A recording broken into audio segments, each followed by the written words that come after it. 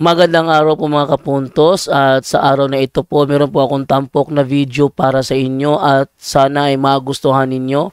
Kaya sa mga bago pa po sa aming channel, please po don't forget to hit the subscribe button at ang notification bell para maging notified kayo sa bawat video na ilalabas ko sa channel na ito. At bilang kahilingan po ng punto por punto team at naway maintindihan po ninyo, sana po wag nyo pong i-skip yung mga ads sa aming mga video. Sa maliit na bagay na po na yan, malaking tulong po yan sa ating programa at sa ating ministry. Sana po maunawaan po ninyo. Maraming salamat po, kaya wag na po natin patagalin. Simulan na po natin.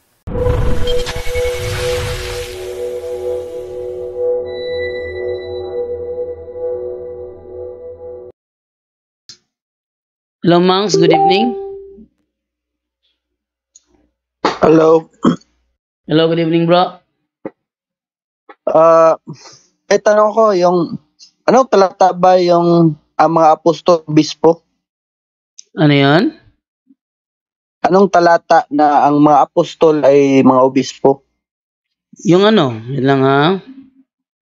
Yung hinulaan yung ano, wait lang ha. Yung papalitan ng pagka-bishopric ni Judas. Search ko lang muna. Brother Angel, alam mo ba kung Gawa 20:28, dating Biblia. Ano yon? Sa? Gawa 20:28, dating Biblia. Hindi, yung ano, yung papalitan ng ang bishopric ni ano ni Judas. Acts chapter 1 verse 20. Verse 29, yung papalitan. Ito'y hula na tumutukoy kay Judas. King James Version pa mismo.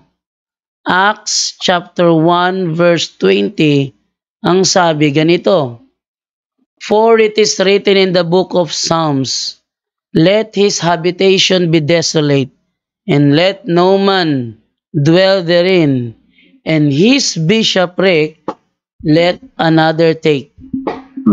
Ito ay hula na tumutukoy kay Judas Iscariote.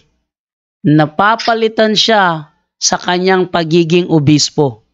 Kung si Judas Iscariote na tinutukoy rito ay isang obispo, and then sabi naman sa Gawa 20:28, yung pinamamahala sa iglesia, obispo ang tawag sa kanila.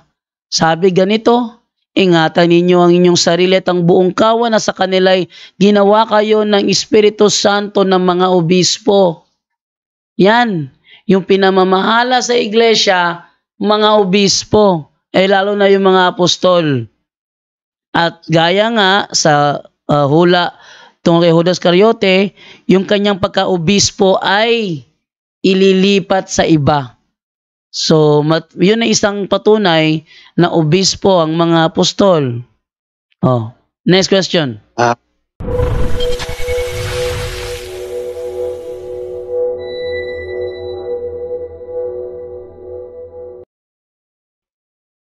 Ito po yung tiningin ko sa history, ginawa ng mga ng Kristiyano yung sa year 380 AD, sinabi 80 books, yun sa atin 73. So ano ba yun? Bakit 80 books? Yung sinasabi na 80 books, ano yun? Parang pinaghiwalay yung ginawang yung 80 books kasi yun yung Maccabeyo, supposedly that is 4th Maccabees. Sa atin 73, ginawa na lang yung dalawa. Say 1st Maccabee, 2nd Maccabee.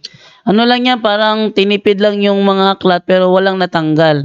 So yung mga aklat natin sa 73, yun ang nasa, yung old natin sa 73, yun ang nasa Septuagint.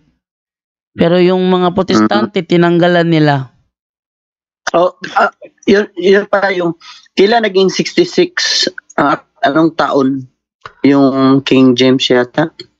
Kailan naging 66 yung yung yung sa Protestant. Kailan sa Protestant kailan naging 66? Okay, ating i-search kung kailan naging 66 yung sa Protestant na Biblia. At ang sasagot niyan ay mismong King James Version na website nila. Ang sabi ay ganito. Search natin ha. Okay, search natin dito sa Apocrypha. King James Bible Online.org. Yan.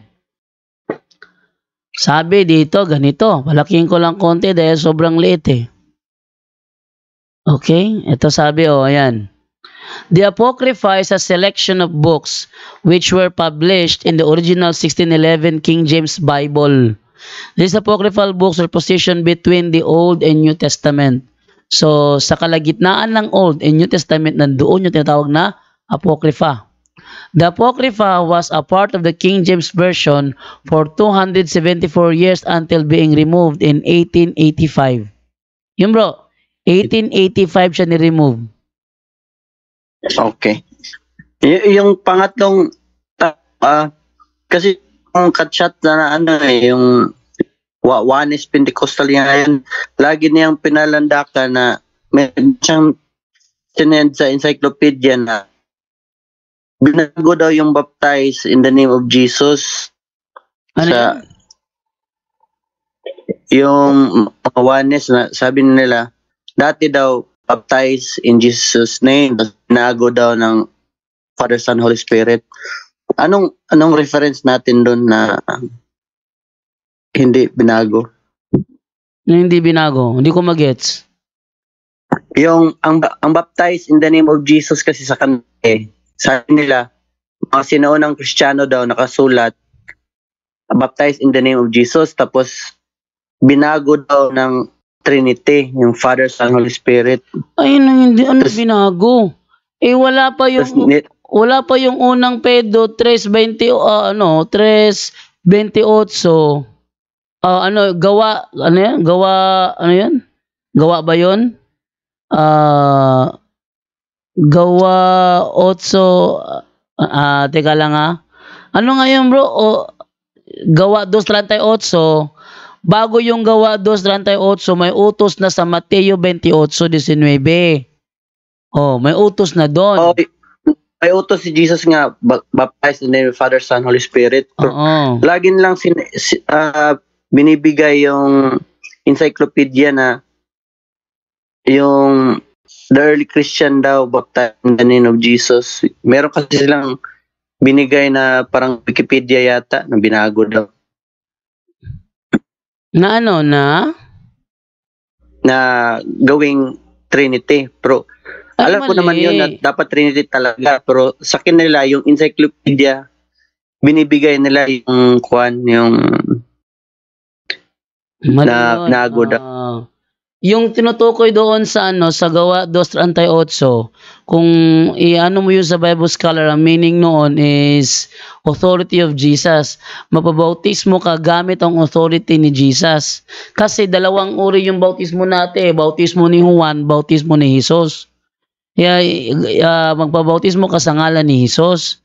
Kasi yung natanggap nilang bautismo sa ngalan ni Juan.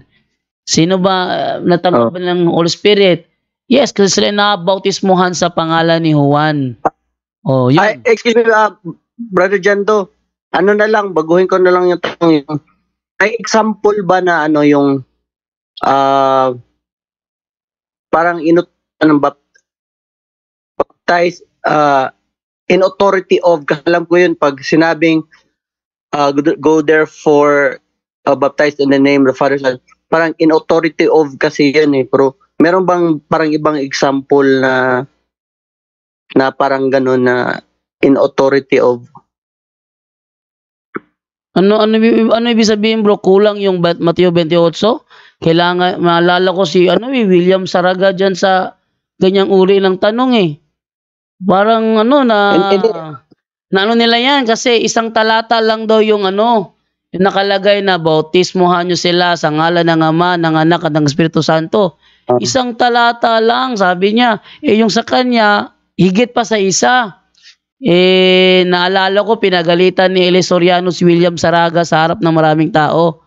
Kasi sabi ni Soriano, kahit isang talata lang yan, gaya ng Mateo 16:18, isang talata lang yan. Pag si Kristo ang nagsabi, automatic yun na na mandatory. Huwag mong sabihin na mahina lang kasi isang talata. Naalala ko si dyan, Oo. William Saraga, kung paano siya napahiya sa harap ng maraming tao nang sabihin niya, isang talata lang yung ginagamit nyo, Mateo 19. Ako, higit pa sa isa. Napagalitan siya. Bakit? Meron bang ibang talata na sinabi na itatayo ko ang aking iglesia? Ibig sabihin ba, ano yun? Padududahan mo, isang talata lang yun? Parang ganun ba? Napagalitan siya. Alam mo kung asawa pa kita, iiwanan kita, sabi niya. Hindi ko makalimutan yung yung Oo. pagkapahiya ni William Saraga doon. Tama naman. Si Kristo ang nagsabi. At sabi ni Kristo sa sa Juan 8:31, ito ha. Ito ang sabi ng Panginoong Jesucristo sa Juan 8:31. Sabi ni Kristo ganito, no? Sabi niya, yan, sinabi nga ni Jesus sa mga Hudyong yaon na nagsisisampalataya sa Kanya, kung kayo'y magsisipanatili sa aking salita, kung magkagayoy, tunay nga kayong mga alagad ko. Kung kayo'y magsisipanatili sa aking salita. Kaninong salita yung nasa Mateo 19? Yung salita ni Kristo, i-reject mo yun kasi isang talata lang. Napagalitan si William Saraga nun. Kaya hindi ko makalimutan yung debating yun kung saan mayroon mo na kung konting pagtatawa noon panahong yun dahil tama nga naman, ba pupudududahan nila isang talata lang? Yung tanong mo ngayon bro na meron bang ibang example? Parang pareho kay William Saraga na hinahanapan mo na ikalawang talata na kailangan sinasabi doon, bautismuhan sa ngalan ng Ama, ng Anak at ng Espiritu Santo, na parang baliwala lang yung Mateo 19 kasi isang talata lang. Parang ganoon ang tono ng pagtatanong mo, Mangs. Meron kasing akong sa online na oneness, tas Huwag kang lagi kong magpapadala sa bro. Huwag kang magpapadala sa mindset ng oneness. Huwag kang sa kanilang, naalala ko yung isa pang kadebate ni Soriano sa kadebate ni Soriano sa oneness pa rin. Si yun, Jeffrey yata pangalan nun Sabi naman niya, mali daw yung bautismuhan sa ngalan ng Ama, ng Anak, at ng Espiritu Santo, sabi ni Jeffrey. Sabi naman ni Soriano sa kanya, ano ba pangalan ng Ama? Sabi niya, Jesucristo. Ano pangalan ng anak? Yan, Jesucristo. yan kasi ang nila kasi pangalan daw. Pangalan ng Ama. Ano pangalan ng Ama? Jesucristo. Ano pangalan ng anak? Jesucristo. Ano pangalan ng Holy Spirit? Jesucristo. Ngayon, kung ang pangalan ng Ama, Jesucristo, pangalan ng anak, Jesucristo, pangalan ng Holy Spirit, Jesucristo, ba't mo sinabing mali na bautismuhan sa ngalan ng Ama na Jesucristo, Anak, Jesucristo, Holy Spirit, Jesucristo? Basta mo mong mali yan, iisang pangalan ng pala yan. So, nakitaan ng butas yung argumento ng nung katalakayan ni Soriano ng ngalan na Jeffrey. Mali yung bro, yung sasabihin nila na mali yan dahil isang talata lang yan. Ang napakalaking mali, yung kanilang mismong argumento na yung Ama, siya rin yung anak. Yun ang maling argumento doon. Pag yun ang pagkikipagtalakayan mo sa kanya, kawawa siya, wala siyang laban sa'yo. Sample na lang natin isang talata lang ibibigay ko para makitaan mo ng mali yung kanilang unawa. Pag sila umunawa, mali talaga. Sabi ganito, datapwat nang dumating ang kapanahunan ay sinugo ng Diyos ang kanyang anak. Sino nagsugo? Ang Diyos. Sino ang sinugo? Ang kanyang anak. Yung sinugo ba? Yung ba ang Ama? Sabi, yun din. Pwede ba utusan sarili mo? Meron pa yung isa Yung si Nakatalakayan ko si Nunez. Hindi niya na ano yung ano, nasa 8:16 yata ng ano yun eh, ng eto ang sabi sa 8:16 ng Amplified Bible, oh. Sabi ito, "Yet, even if I do judge," sabi ni Kristo "my judgment is true, my decision is right, for I am not alone in making it, but there are two of us, I and the Father who sent me." There are two of us. Hindi ito nagiba ni Nunez eh. Anong pangalan nung Nuneza na yun na pumasok ito, Juanes? Hindi niya ito giniba. Ito yung isang talatang ginamit ko. Ipinapagiba ko sa kanya. Ayaw niyang gibain at hindi niya magawang magiba. Talagang dalawa rito. Sa kanila, isa lang yung ama. Isa lang yung ama, siya rin yung anak. Yung anak, siya rin yung ama. Kaya natawa ko doon sa sinasabi ni Nuneza. Nung sinasabi doon ng ama, nung si Kristo ay nasa si Kristo ay nasa ilog ng Jordan, "This is my beloved son." Ang ibig sabihin doon nun, "This is my beloved body." Ay, naku, panay kakatawa ko ng debating yun. Kaya bro, wag kang sumakay. Bro, ang pinaka-easy na paraan na matatalo tayo mga Katoliko sa talakayan ay yung sumabay ka sa kanilang mindset. Alam mo, bakit sa Punto por Punto hindi kami nadadaig ng mga sulpot dito? Dahil hindi kami sumasakay sa kanilang mindset. Kung napanood mo yung yung talakayan ko sa saksi ni Yoba na si John Ramirez, pinasok niya sa talakayan yung Hebreo 5:13, ang meaning daw nun, ang bata umiinom ng gatas. Yung topic namin, infant baptism. So ang bata umiinom ng gatas at wala pa siyang kamalay-malay sa katwiran. Oh, wala naman akong tutol dun Ano kinalaman doon sa infant baptism? Sabi naman niya, ibig sabihin na yung bata dahil wala pang kamalay-malay sa katwiran, hindi siya qualified for infant baptism. So yun hindi siya qualified for baptism. Nang naano ko yun, nakita ko may pinasok siyang ideya. Na kapag yun sinabayan ko, ay malulugi ako. So yung ginawa ko, mali ka. Walang ni isa mang Bible scholar nagsabi na yan ay referring sa baptism. Katunayan, kahit sino mang saksi ni Jehovah o Bible scholar, walang nagsabi na yung talatang yan is referring sa baptism. Oh, wala. So, pag sumakay pa ako doon, sabi ko sa kanya, nangungopia ka ng alak kay Eric Soriano Nangungopia ka na, tinan mo si John Ramirez ngayon, hindi makapag-move on. Chat pa rin ng chat sa akin si John Ramirez kasi naano siya ang chat niya rito sa akin is ang sabi niya nag-send pa siya ng ng kanyang audio. Pakinggan yung audio niya Abi mangud nimo Brad. Kung ang imong pagtulunan nakabase sa Biblia, mao gunay kamatuoran. So ang aking katwiran doon nakabase sa Biblia, yan daw ang makatotohanan. Yes, nakabatay naman, alam mo tutol doon Pero kung lalagyan ng ideya ang talata hindi naman niya ganyan tinutukoy dyan, ay nako, mali yan. Gaya ng isang nakatalakayan ko sa Yoba, saan sa Biblia mababasa na sinabi ni Kristo, yung nasa 144,000 lang ang binibigyan ng authority na kumain ng tinapay. Sa kanila kasi, yung kanilang annual celebration ng Lord's Supper, yung mga membro ayaw tumanggap ng tinapay. Sa atin, sa katawan ni Kristo, amen, tanggap ka. No? Katawan ni Kristo, amen, tanggap ka na naman ulit. Sa kanila, wala, ni isa wala tumatanggap. Tinanong ko sa kanila, ba't din nyo kinain yung tinapay? Sabi niya, kasi ang kakain nun, yun lang nasa 144,000. Ganun. Tinanong ko sa Pula Lima for clarification. Sabi ni Pula Lima, totoo yan bro. Yung tinapay na yun, walang timpla yun dahil intended yun na pagkatapos ng celebration, ililibig sila ng lupa. Walang dadampot nun. Kasi para sa kanila, ang kakain lang ng tinapay na yun, yung nasa 144,000. Hinanapan ko ng talata ngayon. Aba, ang daming binigay. 1:14:3. Ano pa? Revelation 14:1-5. Ano pa? Gawa 20:27. Ano pa?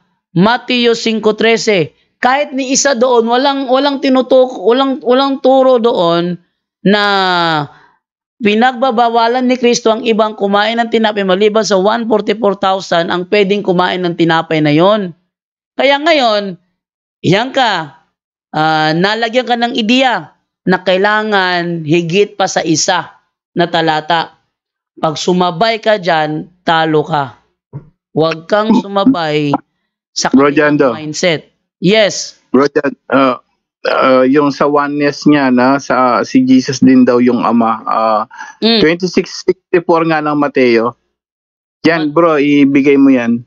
Mateo 26:64. 26:54. O, magkatabi yung ama. 64. Ha? 64. 26:64. Yung magkatabi yung ama at ang anak. Nakaupo siya. Oh, ito, Sa kanan. Ito, basahin natin. Sabi, 64, sabi ganito, sumagot si Jesus, kayo ang nagsabi, at sinasabi ko sa inyo, di magtatagal at makikita ninyo ang anak ng tao sa kanya, na nakaupo sa kanan ng makapangyarihang Diyos at dumarating na nasa alapaap. Yan ang nakita ni Esteban. Nabuksan ng langit, nakita ni Esteban, magkatabi ang ama at ang anak. Magkatabi yun. Ngayon, Saan nakaupo siya ngayon kung siya rin yun? Sige. Saan siya nakaupo kung siya rin yung ama? Saan siya nakaupo? Sa kanan nino. Sa kanan niya mismo. Bro, mindset nila yan. Walang sense. Once naipasok ka na sa mindset nila na kailangan higit pa sa isang talata, diyan ka malulugi. Bakit? Kasi tinanggap mo yung mindset nilang mali. Mali yun.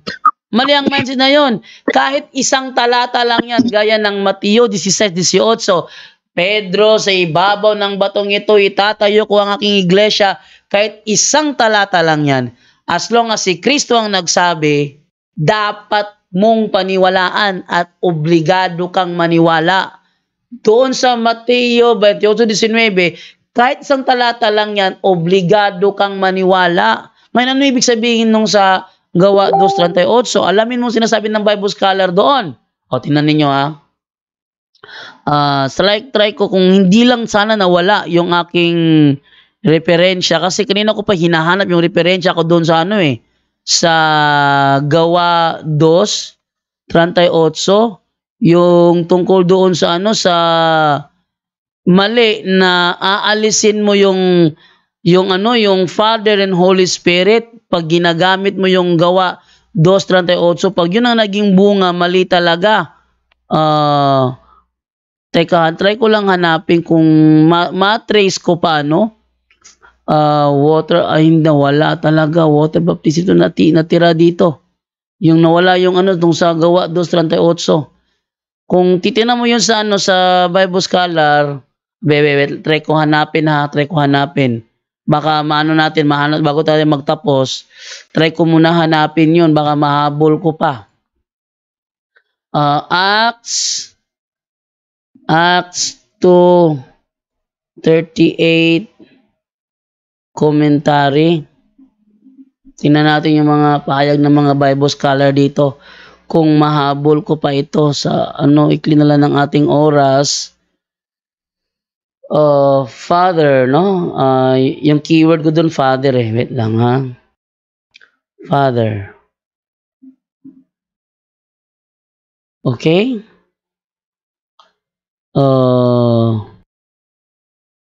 Andito muna ako sa isa. Pangalawa, not knowing the Father. Hindi pwede alisin yun yung Father doon, hindi pwedeng alisin. Pag inalis yon, maling maling interpretation na yon. Yun lang ha.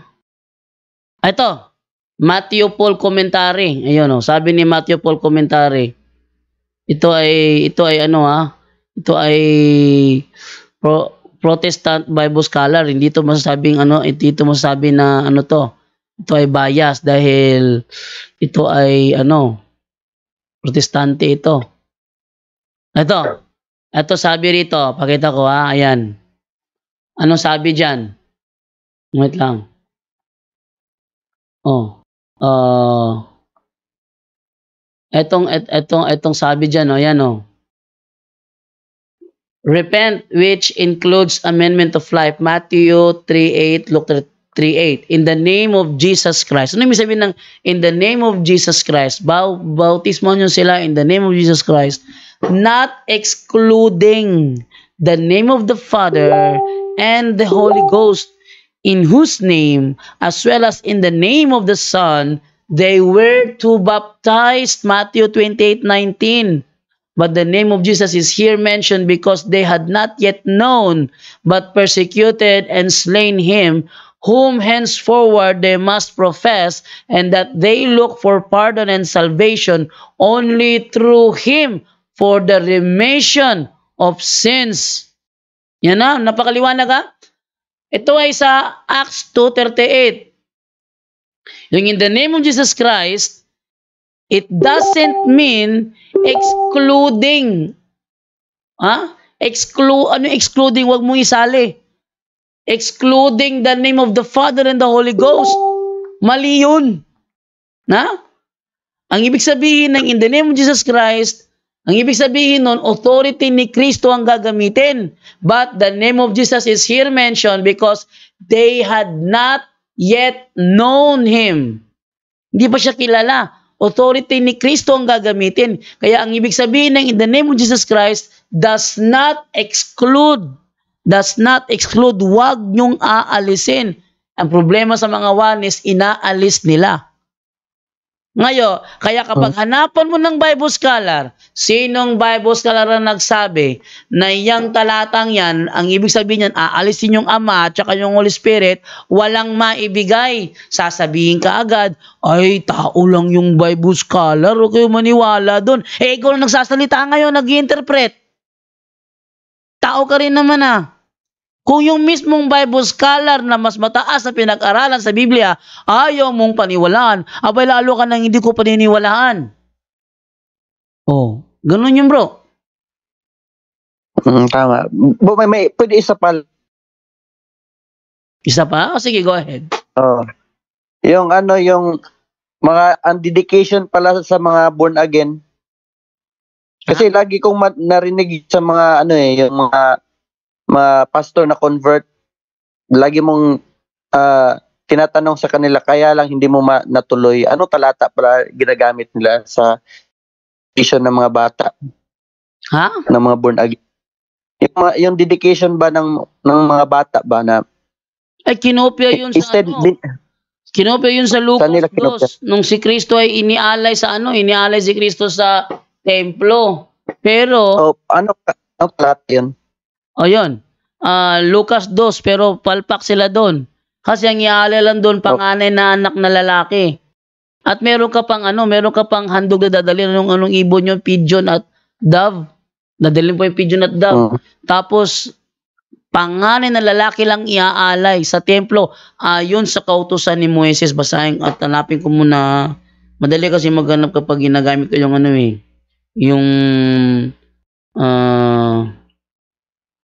sa cellphone kasi meron siyang word search na wala sa computer. Ito ay nasa Lucas 2, 22. Tingnan mo ha. Lucas 2:22. Tingnan natin ano nakalagay rito. Simulan natin si 20. Ito, 21. Sabi ganito, pagsapit ng ika-8 araw, tinuli ang bata at pinangalan ng Jesus. Ito ang pangalang sinabi ng anghel bago pa siya pinaglihi. Nang sumapit ang araw ng kanilang pagtupad sa seremonya ng paglilinis ayon sa kautusan ni Moises. Kautusan ni Moises. See? Pumunta sila sa Jerusalem. Dinala nila ang sanggol upang iharap sa Panginoon. Sapagkat ganito ang nasusulat sa kautusan ng Panginoon. Bawat panganay na lalaki ay itatalaga sa Panginoon. Yan ay batay At sa kautusan ni dedication yan. Moises. Ha? Ang ita talaga sa English yan, dedicate, di ba? O, dedicate. Talaga, dedicated. I-dedicate. Pero ang i-dedicate, ayun, Kaya lang sila kasama babae nga bata eh. Pati bata na babae, sinali nila. o mali yun. Panganay na lalaki lang. Yung pangalawang lalaki ay hindi na. Yung panganay na babae ay hindi kasama yon. Panganay na lalaki lang. Pero yan ay batay sa kautusan naman ni Moises. O yan 22, nang sumapit ang araw ng kanilang pagtupad sa seremonya na paglilinis, ayon sa kautusan ni Moises, pumunta sila sa Jerusalem. Yun ay according sa kautusan ni Moises at hindi sa kautusan ng Kristiyano. Sa Kristiyano, bautismo. Common ba talaga yan, bro, sa born again? Yan talaga nung binibigay nila? Oh, yan. Yung look. O yan. At saka meron pang Ba't handog hindi yan. At Binasa yan. nag-alay din sila ng handog ayon sa nakasaad sa kautusan ng Panginoon. Magkapares na ibong bato-bato o kaya dalawang inakay na kalapate. Ano yung bato-bato? Diba sa English to? 24. Ano? Ano ito? They also went to offer a sacrifice of a pair of doves or 2 young pigeons as required by the law of the Lord. Mayroon pang sacrifice yan. Dalawang kalapate, isang pares ng kalapate at isang pares ng pigeon. Yun din ginagawa ng mga INC, bro. Mga INC, tsaka kwan. Wala, di nila ginagawa yan. Di nila ginagawa yan. Nangungopya, palpak pa. Pati ang SDA, ganun din. May dedication din sila. Sa SDA, ang alam ko, bautismo eh. 9 years old, pwede na bautismohan sa SDA. 9, 10, ganun. Kaya nga, pinagtripan ko yung nabautismohan ako eh. Bakit tayo nagsisimba ng Sabado? Sabi nung isang bata, ay sabi ni nanay, yun ang araw ng pagsimba eh. Nagtripan ko. Oh. Okay na yan, bro? Okay na yun. Hindi kasi ako kay makakilala na dedication, pero ang binigay ko yung Exodo 3, 1-2. Kaya ang naano sila na mali pala kami, orang ganun ba? Oh, yun. Dito. Then the Lord said to Moses, dedicate to me a firstborn among the Israelites. Yan kasi. Pero tama din yung look kasi yun talagang ginagawa nila no sa look 22. Okay. Okay na ba yun, bro? Okay na yun.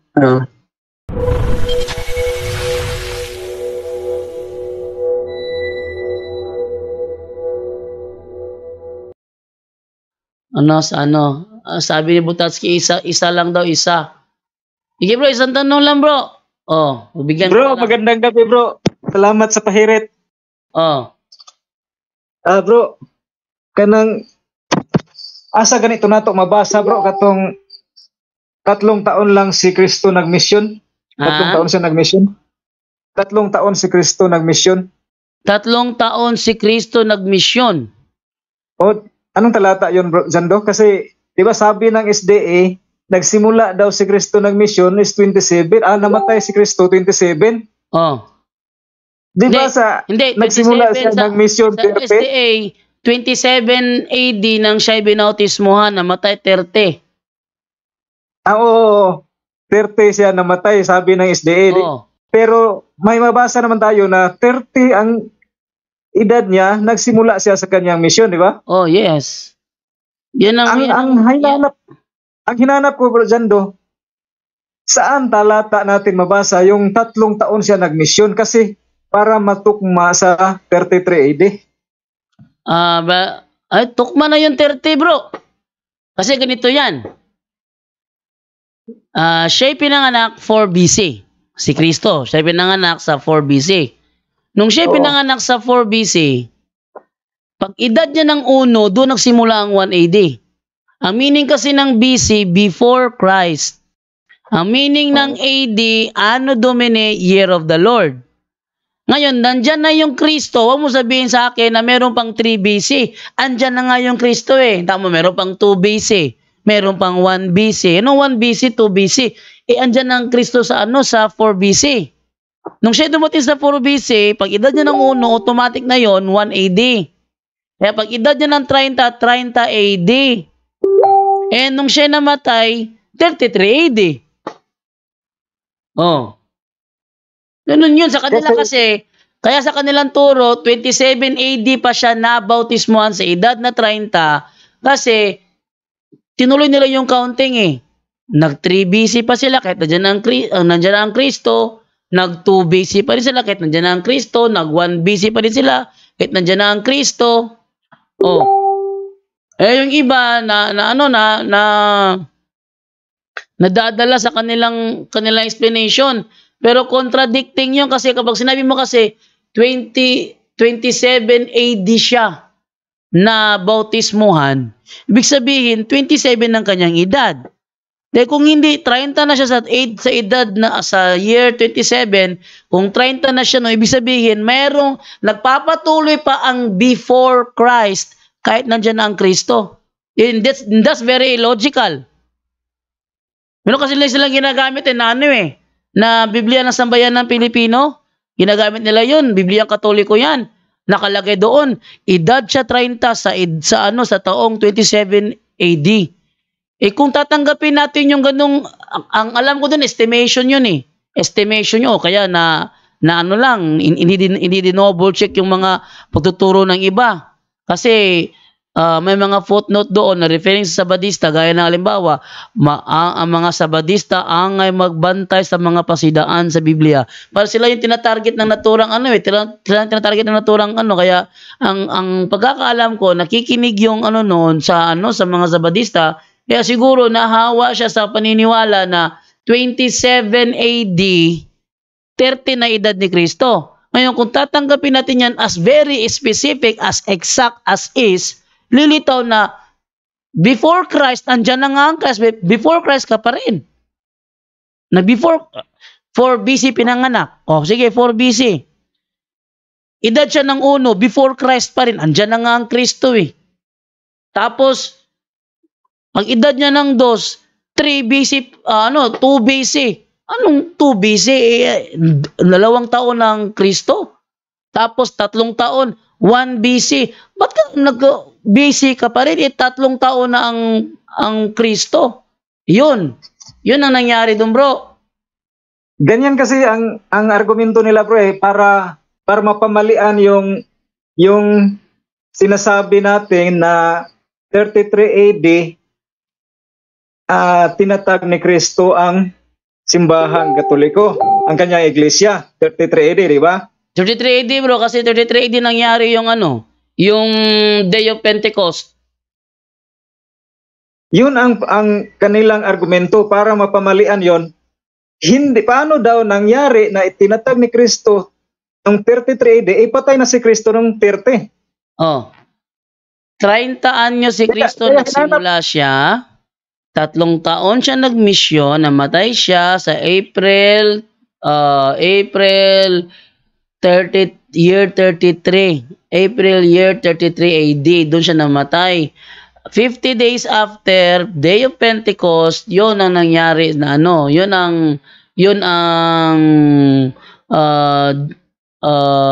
considered as the birthday of the church, yung Day of Pentecost. Pero kung sasakyan nga yung bro, magiging illogical tayo, bro. Bakit before Christ ka pa rin, patuloy ka pa sa before Christ, yung Kristo umabot na ng 1 taong gulang, 2 taong gulang, para bang ganito? Nakauwi na ba siya, si kapatid na Tatsuki? Nakauwi na. Pero ang report doon, hindi pa nakakauwi. 1 taon ka na sa bahay nyo, ang report doon, hindi pa nakakarating.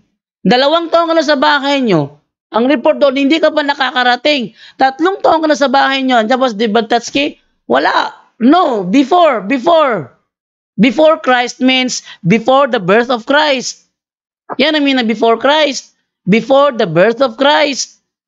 Ngayon, kung pinanganak siya sa 4 BC, then pag edad niya ng 1, hindi na yan 3 BC.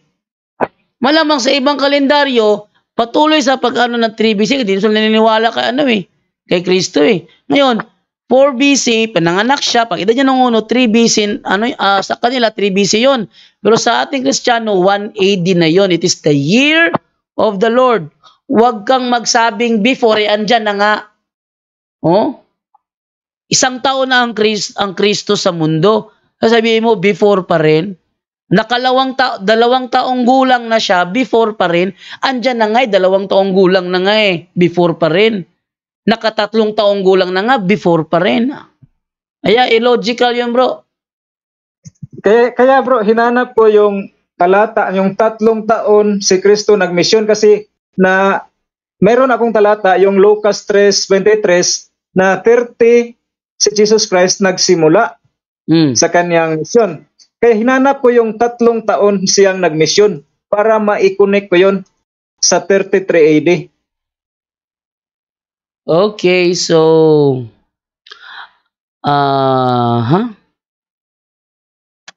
okay, tingnan natin, no?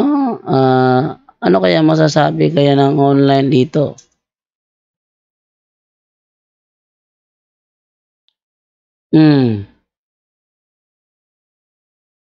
So 3 years lang, 3 years nga, bro.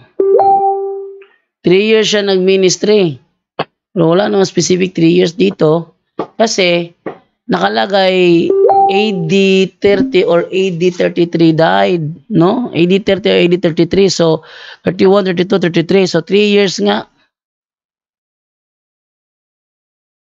Walang talata sa verse. Wala specific na talata kaya kami di Bible alone eh. Okay. Huwag ka sasakay, bro. Basta iano ka sa Bible alone, huwag ka sumakay. Okay, salamat bro. Yun lang. Yan ang reason kaya ako hindi maipit-ipit ng mga katunggali ko kasi hindi ako sumasakay sa pahamunan ng Bible alone. Sabi ni Bacalares, laban tayo. Ha? 1 hour, tanungan, showdown, 1 hour, Bible alone. Anong Bible alone sasabihin mo? Hindi naman Bible alone. Ikaw, bahala ka ng Bible alone ka. Ikaw ang kailangan kong ipitin sa Bible alone. Bible alone ka.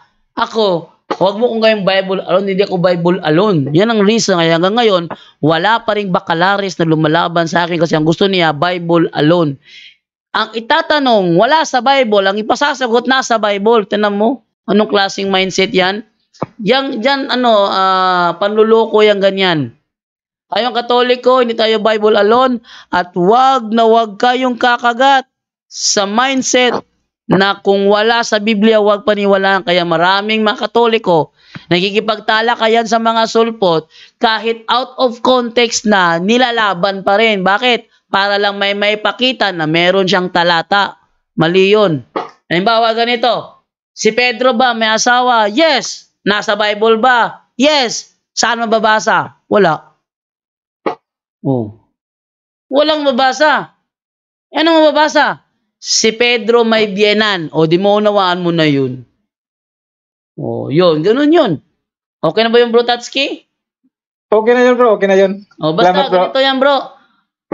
3 years siya. Kahit saang reference ka maghanap, 3 years siya nag-ministry. Kahit sa Quran. Saan ba yung yung meron kaming footnote doon sa Sige bro, doon sa Kingpad translation ng ito ay nasa The Holy Quran, yung revised edition by Abdullah Yusuf Ali sa page 139.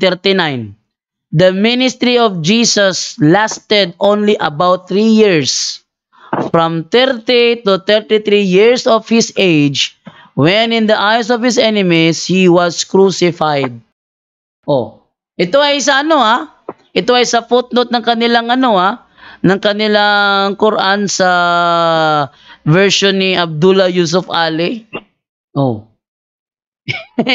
ito nakalagay dito. Basahin ko ulit The ministry of Jesus lasted only about 3 years.